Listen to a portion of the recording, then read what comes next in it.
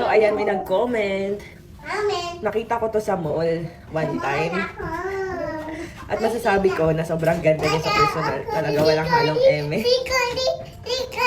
Kulit ng baby ko.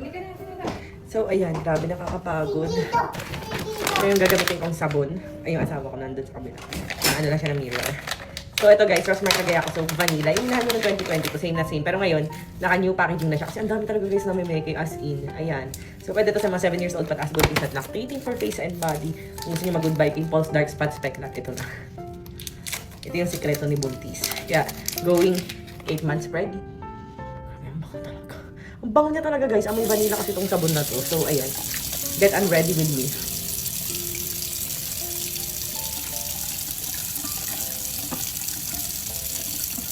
Ayan. And minsan guys, ito yung pinanghihilamos ko. Daladala ko rin. Abangan nyo to guys. Rosmar Foam Wash. Naku, malapit nyo na matry.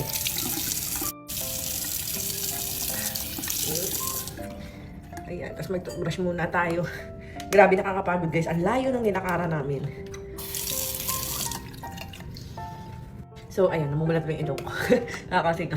So, ito yung ginagamit ko pag lumalabas ako. Nasa pang makeup ko, ayun, no? Rosmar Premium Tinted Sunscreen. Kung nakita mo man ako sa labas, ito ang gamit ko. Kaya para ako naka-foundation. Yung gandahan itong tinted sunscreen natin, para ka naka-foundation finish, ganun. Tapos, ayan, whitening na rin siya, anti-aging, sobrang dami niyang benefits, ganun. Plus, SPF 70 PA++++.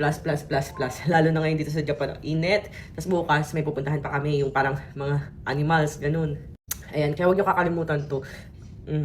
As in, non-comedogenic, kaya hindi siya nakakaklag ng pores or nakakakos ng pimples. Anyway, ang ganda ng ilaw dito, kaya parang sobrang puti ko tuloy dito sa video.